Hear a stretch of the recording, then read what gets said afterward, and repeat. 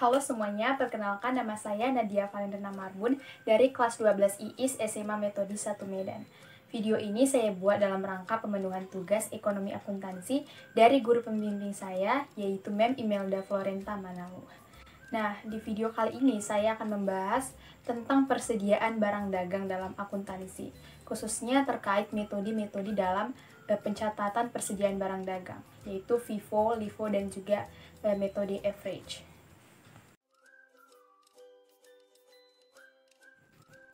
Nah, pertama-tama aku mau jelasin nih, apa sih persediaan barang dagang itu? Nah, jadi persediaan barang dagang adalah semua barang yang dimiliki suatu perusahaan dengan tujuan untuk dijual kembali atau dikonsumsi dalam operasi normal perusahaan. Oke, kemudian kita beralih ke sistem pencatatan yang digunakan dalam persediaan barang dagang.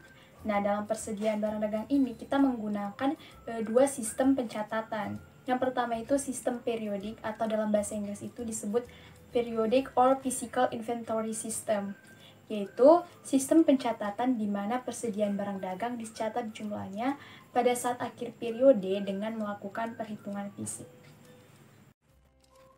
Nah, kemudian sistem pencatatan yang kedua adalah sistem perpetual, atau dalam bahasa Inggris itu sering disebut perpetual inventory system, yaitu sistem pencatatan di mana persediaan barang dagang dicatat secara langsung dalam akun persediaan. Nah, hal ini mengakibatkan jumlah persediaan barang dagangan yang telah terjual secara terus-menerus tercantum dalam catatan persediaan. Nah, untuk metode FIFO, LIFO, dan juga metode average ini termasuk dalam sistem pencatatan perpetual. Oke, selanjutnya kita masuk ke inti dari video ini, yaitu metode pencatatan dalam persediaan barang dagang. Seperti yang udah aku bilang di awal tadi, metode dalam pencatatan persediaan barang dagang itu punya 3 metode. Yang pertama FIFO, LIFO, dan juga yang terakhir itu metode average. Nah, di pertama-tama ini aku mau bahas FIFO, yaitu first in, first out. Jadi pada metode ini itu, barang dagang yang masuk paling awal akan dikeluarkan lebih dahulu, yang berarti barang yang pertama kali dibeli diasumsikan sebagai barang yang pertama kali pula dijual. Nah, biasanya itu metode-metode seperti FIFO cocok diterapkan pada perusahaan yang menjual produk yang memiliki kadaluarsa, seperti makanan, minuman, obat-obatan, dan lain sebagainya. Dalam setiap metode pasti punya kelebihan dan juga kekurangan. Jadi di sini aku mau bahas apa sih kelebihan dan juga kekurangan dari metode FIFO ini. Nah, yang pertama aku mau bahas kelebihan. Kelebihan dari metode FIFO ini yang pertama itu nilai persediaan disajikan secara relevan di laporan posisi keuangan. Kemudian menghasilkan laba yang lebih besar. Nah, dari segi kekurangannya sendiri, yang pertama itu pajak yang harus dibayarkan perusahaan ke pemerintah menjadi lebih besar, dan laba yang dihasilkan kurang akurat.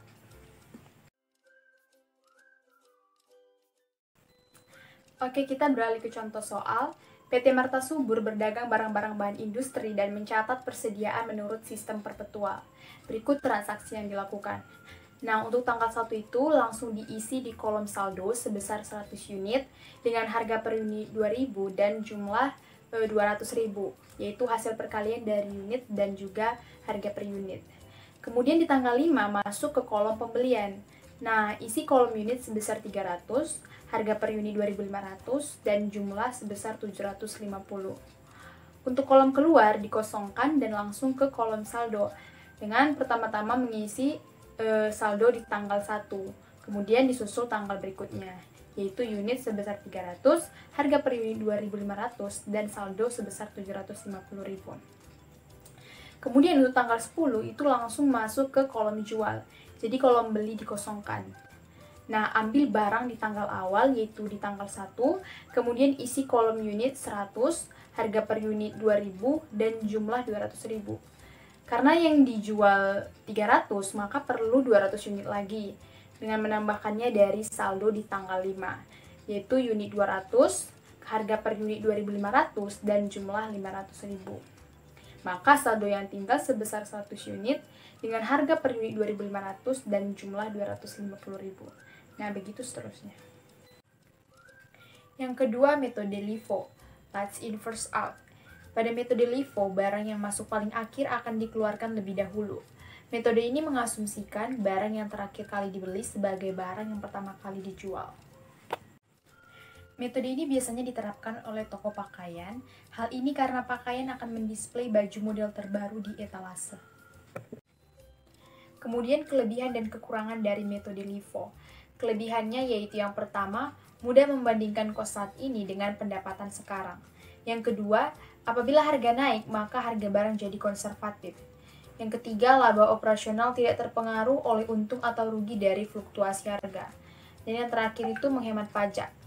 Dari segi kekurangannya sendiri, yang pertama itu bertolak belakang dengan aliran fisik persediaan sesungguhnya. Kemudian biaya pembukuan menjadi mahal karena metode ini lebih rumit. Kemudian yang ketiga, laba atau rugi yang dihasilkan lebih rendah. Selanjutnya, penyelesaian soal secara LIFO.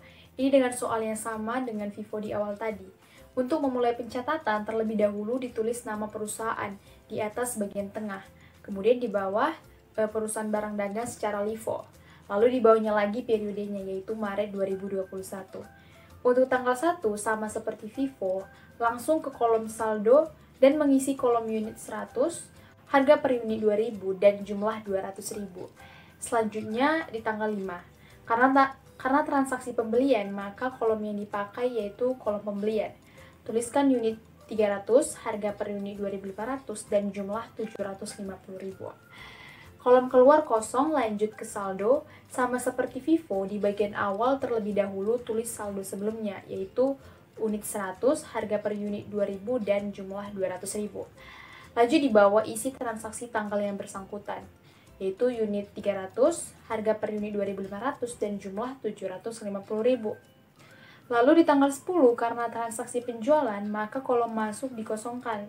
Langsung isi ke kolom keluar, yaitu unit 300, harga per unit 2.500, dan jumlah 750.000. Maka saldo yang tersisa adalah 100 unit, kemudian harga per unit 2.500, dan jumlah 200.000. Yang ketiga, metode average atau rata-rata tertimbang. Pada metode ini, barang yang akan dijual dianggap memiliki harga yang sama, sehingga kejadian barang masuk tidak diperhatikan. Dengan demikian, harga pokok barang yang berbeda-beda tanggal pembeliannya dirata-ratakan untuk mendapatkan harga pokok yang tercatat pada laporan laba rugi. Metode ini biasanya digunakan oleh perusahaan yang bergerak dalam bidang perdagangan, di mana barang yang dijual tidak memiliki tanggal kadaluarsa, seperti alat tulis kantor, furniture, bahan bangunan, dan sebagainya. Selanjutnya, kelebihan dan kelemahan metode average. Kelebihan metode average adalah lebih mudah dalam perhitungan harga pokok karena tidak perlu memperhatikan stok barang pertama maupun terakhir, dan untuk penerapannya sendiri lebih mudah. Kelemahan menggunakan metode ini adalah laba yang dihasilkan kurang aktual. Berikutnya penyelesaian soal metode average.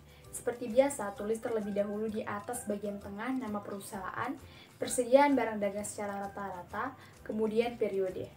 Oke, berdasarkan soal di awal tadi, di tanggal 1, langsung ke kolom saldo dengan menuliskan unit 100, harga per unit 2000, dan jumlah 200.000. Kemudian di tanggal 5, di kolom beli diisi unit 300, harga per unit 2.500, dan jumlah 750.000. Selanjutnya langsung ke kolom saldo. Sama seperti FIFO dan LIFO, terlebih dahulu ditulis saldo sebelumnya, kemudian lanjut ditulis saldo di tanggal tersebut, yaitu unit 300, harga per unit 2.500, dan jumlah 750.000. Di tanggal 10, transaksinya adalah penjualan, maka langsung ke kolom penjualan. Lalu isi unit 300. Untuk harga per unit, rata-ratakan semua harga pokok barang yang berbeda tanggal pembeliannya, maka hasilnya 2.250. Kemudian di kolom jumlah 675.000, yaitu hasil perkalian unit dan harga per unit. Maka di kolom saldo tinggal 100 unit, harga per unit 2.250, dan jumlah 225.000, dan begitu seterusnya.